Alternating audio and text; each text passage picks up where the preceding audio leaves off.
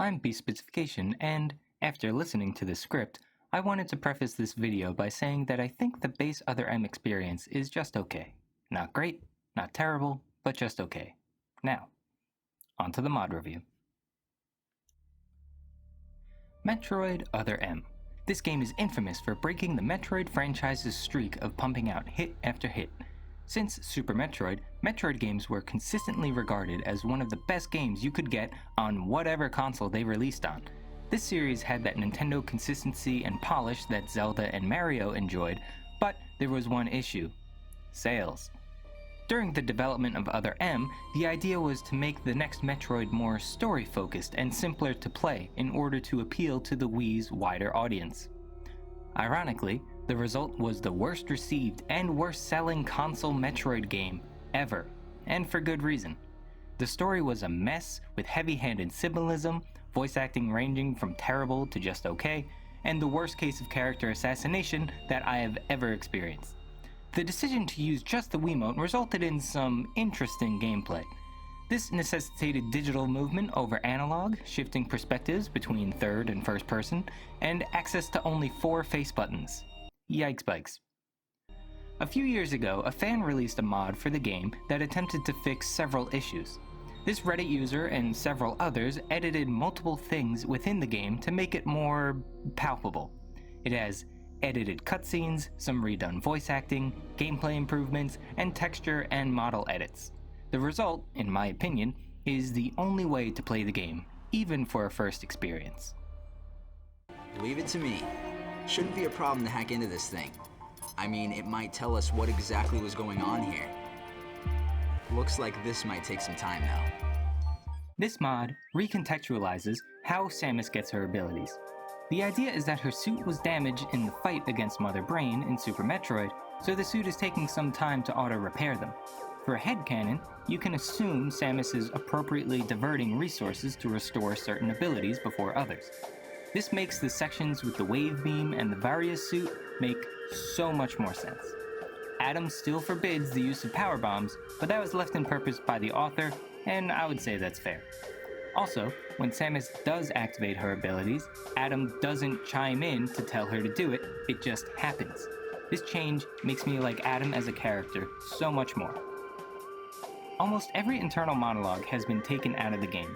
I was waiting for it, and I only heard Samus say baby once. I may be recalling wrong, but it definitely wasn't more than 2 times.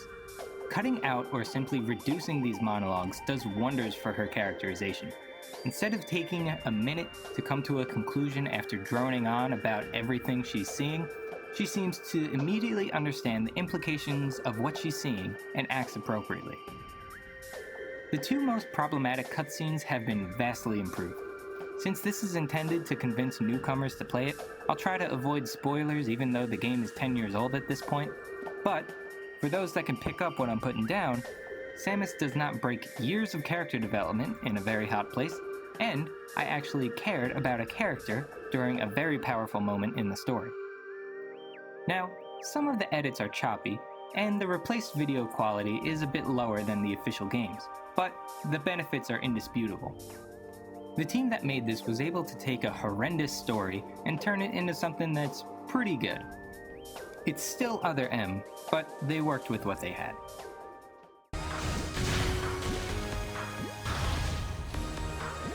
The biggest improvement to the gameplay that they have made is the ability to shoot missiles in the third-person mode. This works just like it does in the regular game. You hold B and press 1 to fire a missile. In my setup, you hold R2 and press square to fire. This makes combat flow so much better. This also works for super missiles later in the game. You just need to charge before you fire. It does make you much more powerful, but this is balanced by their next modification. Concentration has been tweaked to be less forgiving. It now takes twice as long to pull off, at least for a health refill. You can stop concentrating when the bar is half full so that it refills your missiles without refilling your health. Due to this limitation, you can also concentrate at any time, not just when you're at critical. This forces the player to be far more aggressive. Personally, I could never pull off a full concentration refill in the middle of any fight. With this tweaked mechanic, my mindset was that I needed to end the fight before I ran out of energy. it creates more stressful gameplay, which is a good thing, as the original mechanic was way too easy to abuse. One thing to note though, if you do a health refill when you're at full health, it will change your health to max out at your reserve tanks. This is a little quirk for having the ability to recharge your health when you're not at critical. But he's the commander. He must have had a reason.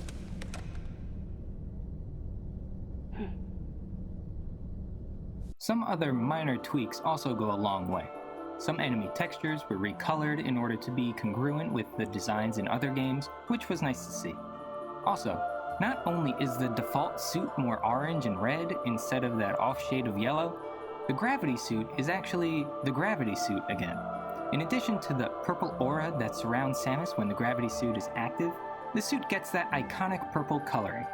Call it nostalgia bait, and it's nowhere near the worst example in this game, but it looks great, especially with the green highlights. The music was overhauled as well. The vanilla game goes for more ambient music instead of the melodic tones of the series that we're accustomed to. Personally, I find the ambient music a bit boring, and so did the people who modded this game. They replaced the music with remixes of past themes, and it fits perfectly. However, this is the cause of the biggest downside with this mod. Occasionally, the music will fail to loop and won't restart again until you enter a different area. This does happen a lot, but the vanilla music is basically non-existent, so I think the trade-off is worth it. What is this thing? I don't know. Continue your investigation. Overall, I'd say this is a must-play for Metroid fans, whether you have played Other M before or not. The game still has its faults, like locking doors and funneling you into areas, and a generally silly plot, but this mod fixes so much and elevates the game far above its original incarnation. For my control setup, you actually don't need the Steam configuration this time, although I would recommend it, as I prefer the gyro aiming over using the right stick. The buttons are all labeled, but I'll go over some of the trickier things, starting with concentration. R1 readies concentration, while holding circle charges it up. Switching the first person mode is done by holding L2. L2 also activates gyro for the Steam, PS4, and Switch Pro controllers. If the reticle gets too wonky while you're aiming, the triangle button recenters it. For consistency, I also made releasing L2 press the triangle button. That way, the reticle is always centered when you start aiming. Everything else works as expected. Nothing too crazy for this setup. Well, those are my thoughts on the mod and my recommended control scheme. As always, all links are in the description, and the instructions for installing the configuration are on screen. If you want to install the mod, please see the Reddit post in the description. The author walks you through step by step on what to do. Personally, I'm not going to go over how to install the mod, as this video is bloated as is, and the Reddit post is clear enough. As always though, if you need help with the controls or you run into any issues with them, let me know. I try to respond back to any comments as quickly as possible. I also have a playlist with several other configurations I've made if you want to check those out. Otherwise, have a great day.